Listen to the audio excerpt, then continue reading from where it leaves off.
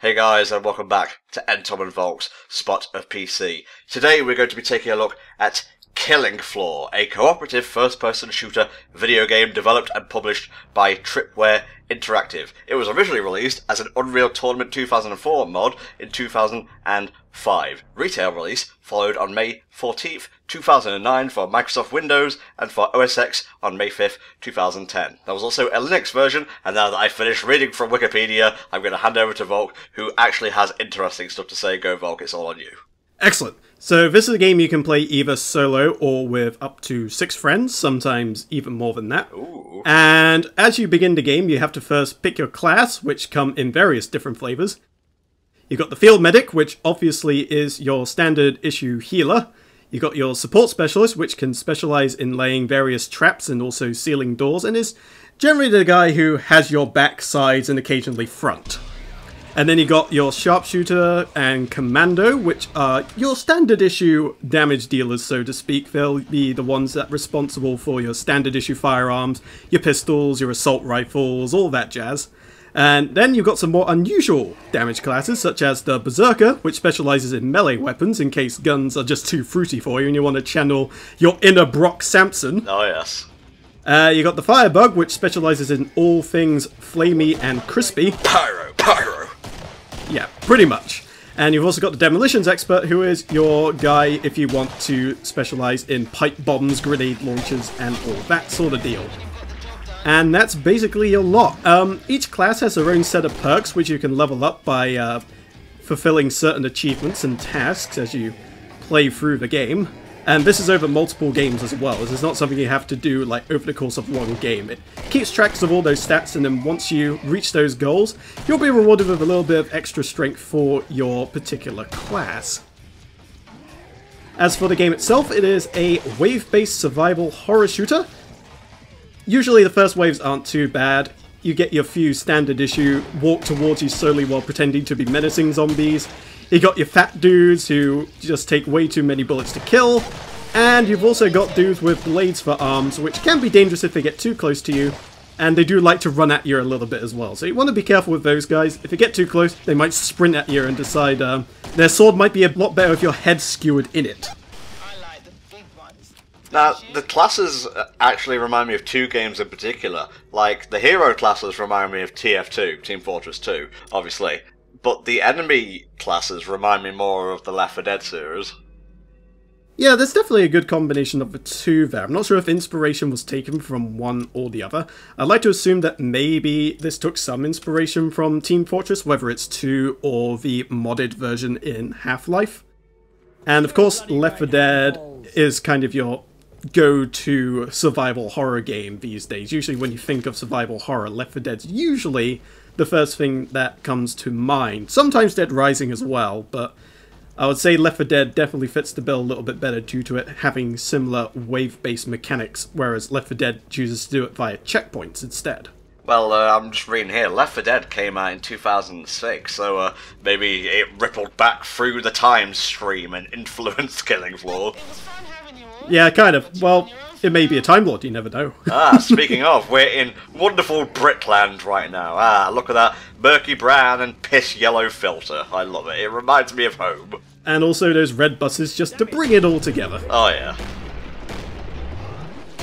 So what you just saw there was a freeze time thing. If you score a headshot from particularly close by, narrowly avoiding a hit, you'll get a couple of seconds of bullet time, which you can use to get some more precise headshots if you so desire. Or, you know, just blast the whole horde of enemies just willy-nilly if you so desire. The type of bullet time you just described was basically witch time, but I'm going to call it zombie time instead. Zombie time, I like it. That guy was about to shoot a rocket at me. I didn't very much like that idea, so I just spammed the guns at him until he died. Apart from him, there are a couple of other new enemy types introduced, and these are the kind of enemies that will attempt to try and take you from different angles, such as above, below, and through various crevices in the level. And that's where you have to be really, really careful of enemies coming at you from all sides. But of course, solo, that's a lot more difficult to do, so it gets taken to the wire quite a lot when you're playing this game for the first time solo. The hell are you wielding right there? That red gun thingy? That is your medigun. Everybody has their own medigun, although the field medic will obviously have stronger versions of them to play with.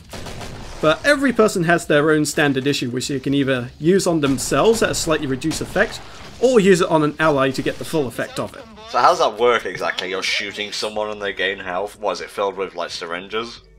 Think of it as a melee weapon, so you just get up to melee distance, inject them, and then they start gradually recovering health. Okay, let's follow the blood mist. It will lead us to our next objective. You may have noticed it slightly from the first wave, but obviously the shop opens at every other wave where you can repair your armor, buy new guns, grab more grenades if you so desire. Usually if you're playing in multiplayer, you'll be able to fork over any leftover money you have to other people, so if you have someone that joins a little later on in the actual game that you're in, or perhaps they died and they lost all their stuff, you'll have the ability to give money to other people and give them a little bit of a helping hand and bumping themselves back up to the rest of the group. Ah, how chivalrous, I suppose. But they better be prepared to take a bullet for me if I'm giving them quits, you know what I'm saying? Oh yeah, of course. I mean, that's what I would expect in all honesty. Put it to good use. So is there any kind of story to speak of here? Because it all looks very arcadey so far. There is a supposed story to it, and it's a little bit similar to how Resident Evil takes place. I will read out the plot for you now. Okay. The game takes place in London, England. Horzine Biotech, a biotechnology company, is contracted to conduct experiments of a military nature. Yeah, this is definitely sounding like Umbrella. Involving mass cloning and genetic manipulation. Oh, for fuck's sake. Something goes horribly wrong during the process of the experimentation, and human subjects begin to exhibit grotesque mutations and disfigurement. They become increasingly hostile and eventually overrun the internal security forces of the corporation. Hours later, the first waves of the specimens break out onto the surface, disrupting a peaceful protest outside the well-known military contractor. Despite the best efforts of the local police, the civilians are quickly overwhelmed and consumed by the seemingly endless supply of clones now streaming from the gaping maw of Horzine Biotech's headquarters. Desperate to contain the outbreak from the reaching overseas as planned by the mutated and cybernetically enhanced scientist Dr. Kevin, the Patriarch Clamley, we'll get to him in a moment, the British government quickly begins to organise ragtag teams of surviving British Army soldiers and Special Branch police officers to fight back against the hordes of mutated specimens. The player takes the role of a member of one of these teams as they partake in a variety of missions in and around the City of London. Nice. Sweet, tasty lore for you there, y'all. Yeah, there you go. We just have it for days over here. So we're coming up towards the final wave now, I believe, and this is where they're going to start throwing everything in the kitchen sink at you, bar the Patriarch, which was mentioned earlier. He comes in its own separate wave after you've completed all the standard waves, and it's basically him versus you. And he'll summon the odd horde of enemies every now and again, but he's pretty much powerful enough by himself, so he doesn't really need much help. The fodder are more distractions that he can get in behind you and start chain gunning you to death. Is he a zombie? Because he sounds vaguely human-esque given that title. Well, he's mutated, so I guess he still has some sense of self from what I could gather. More mutant and less zombie. Okay. That's how I would personally see it. So obviously, since you're playing this solo, you'll be left at the mercy of not too many things, although usually they'll tend to throw more big things at you at the later waves rather than just throwing more of a particular thing. Obviously, if you have more players, the amount of enemies that come with each wave will scale up alongside it, so for some people may see that as an opportunity for more money, for others that's just more ways that you could potentially die. And this cuddly fellow here is something called a Flesh Pound. And they are very nasty, they sponge up tons of hits, and if they come at you, you're getting a big bear hug with those metal arms of his, and that's going to do a lot of damage. Dude, you gotta keep moving. I've noticed so many times you're just standing still while you reload. Yeah, this was kind of me trying to get my bearings again. So, when I was playing this way back in the day, I suppose it's not that far back, but you know, nearly 10 years at this point, I suppose it counts. I'd get into the habit of finding a specific spot and kind of barricading myself in there so that the enemies would only have one way in, and that would be through my guns. Ah, nice.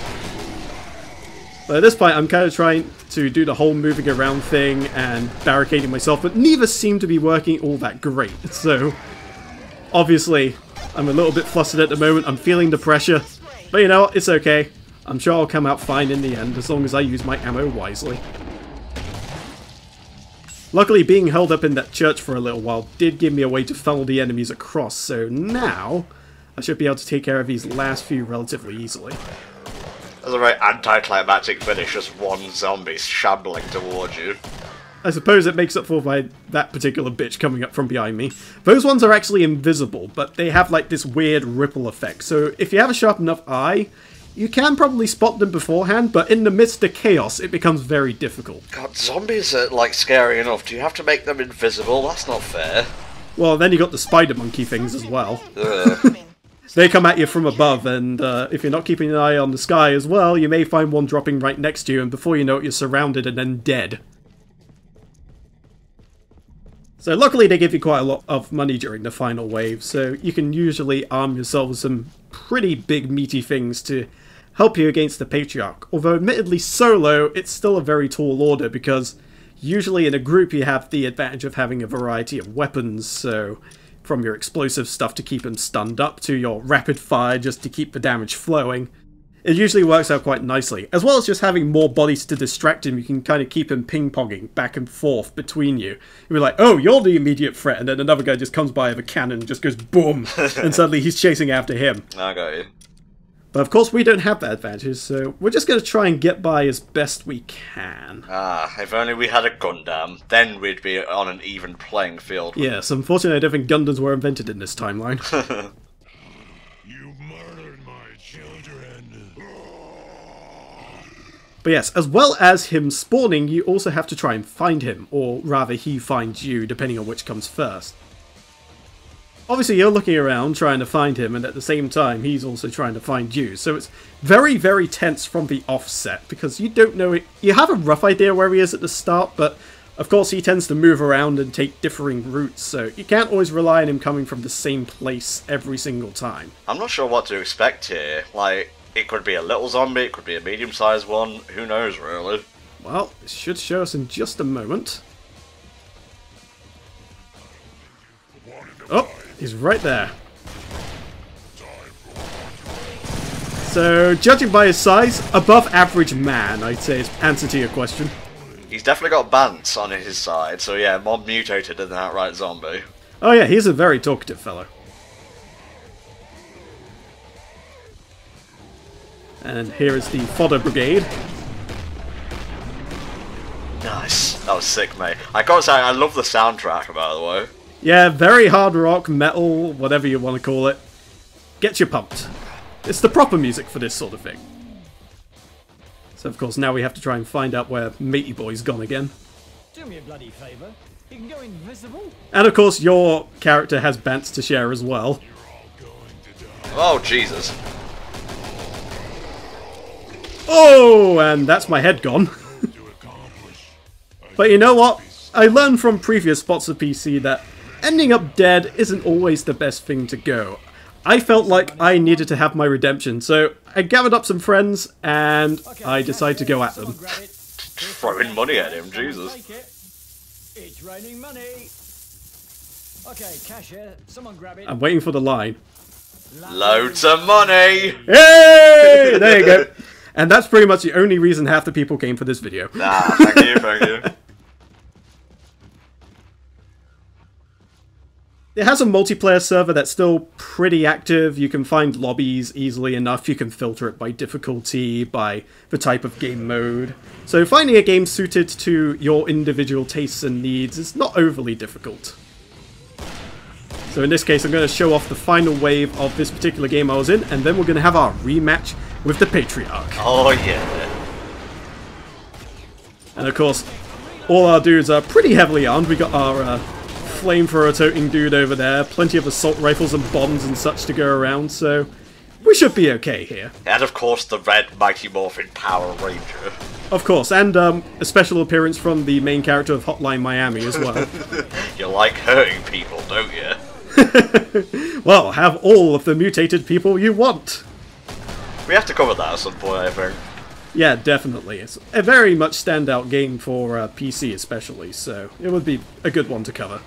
So at this point, I'm kind of assigning myself to the role of keeping an eye on these two guys' back, because obviously you've got invisible people and guys that come up from the rafters, so I'm assigning myself the duty of taking care of the spider monkeys and the invisible people primarily. Good man. Whilst these guys with the heavy ordnance will rear the front. And that's quite where a lot of the team aspect comes in, because obviously you want people watching all sides, but of course sometimes you're limited as to how many areas you can watch at once. So just like assigning yourself to a particular spot just means that more of the map gets opened up for you to fight in. Because obviously you can kind of barricade yourself in one place, but that doesn't really give you many places to go if things start going south. So opening as much of an area as you can is a huge benefit if you can manage it, although you need a pretty on-the-ball team in order to do that, and luckily I do believe I found one here, so we should be okay. Is this the only map available in the game, Volk? No, I deliberately chose this map again because I felt, well, if I'm going to have my rematch, I'm going to do it properly and go back to where I was previously defeated, but there's plenty of different maps as well. You've got your factories, you've got your farmyards and all that sort of thing. And of course, people have their own custom maps built up as well, so if you look hard enough, you'll probably find some custom map lobbies as well that you can have a play with as well. Zombie infestation in the Mushroom Kingdom. The Mario game we've all wanted, but never dared speak out about before. Well, I know for a fact that TF2 has some maps like that that have been very ambitious, so, you know, it wouldn't surprise me. Yes, I think we've all played on the Mario Kart track, mate. I know where you're gonna go. Or at least watched it in some way, shape or form. Yes. Another thing this game does pretty well is with the holidays and events like that, they'll have special themed mutants for like Halloween, Christmas. I think they have one for Easter as well, I'm not 100% sure, but they definitely have Halloween and Christmas down pat. And of course they look equal parts hilarious and disturbing, as you would expect. There we go, we've just got a few more left here to deal with, and then we'll have our rematch with the Patriarch. We employ a strategy that I didn't quite think was possible, but, you know, my team proved me wrong. But we'll get to that in a moment. For now, just gotta keep our eyes open. Usually, in these situations, the last few end up being somebody invisible, so you gotta really keep your eyes open for that one, because they could be right behind you the entire time as you're wandering around, kind of just stalking behind you. They could be pretending to drive the buses, or making phone calls in the TARDISes. Go this time. Grab them while you can. But there we go. Luckily we got them all. And unfortunately one of our dudes died, so we may have to spot him some cash in order to get him back up to speed. Volkamar can spare dosh. That I can. I wouldn't say I'm well off, but, you know, I'm comfortable. You know, 1,400, I mean, the whole zombie extermination thing pays well. So before we get into the final confrontation, any, like, particular memories of Killing Floor, like, team shenanigans you can dredge up from your memory banks? Nothing specific, I'll just remember all of the various voice lines from the characters, not just loads of money. It's like, what are you all, a bunch of Millwall fans? Oh jeez, shots fired. Dosh, grab it while it's hot. Proper British banter here, and that's probably like the one thing I'll remember this game fondly for, because I was laughing quite a bit when I was first playing this game because of it. What, you won't remember the enemy designs, the gunplay, the team bants and so on? The team bants, yes, but all the rest is just respectable that brings together a solid experience. Like, nothing particularly groundbreaking, I would say, but, you know, it's fun. It's good old-fashioned fun. So here we go. We got the Patriarch, and, we seem to have surrounded ourselves in several thousand landmines. As well as the Patriarch not really having a safe place to go to, we're kind of limited as well, because obviously you don't want to step on your own mine. That's just terrible. Yeah, you're playing a dicey game here, mate. You're boxing him in, but you've boxed yourself in as well. Apparently one of the guys bought himself a particle uplink cannon or something. Like, fresh from the GDI archives. Well, that's close to a Gundam, I guess. Well, it's a laser cannon. You can't really get much better than that.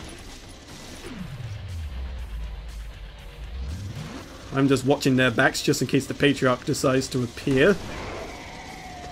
So, yeah, Killing Floor. Very, very, very, very solid experience. Enjoyed it for quite some time. And, of course, there is also a sequel out now called Killing Floor 2. And that has all like new animations, weapons, graphics, all the good stuff. So if you like the look of this game, I would recommend checking out the sequel first. Obviously you can probably pick up Killing Floor 1 for a bit less dosh, but of course you want to try and go for the recent one if you can. But yeah, that should just about cover it for Killing Floor, and tune in next time for the next episode of Spot of PC.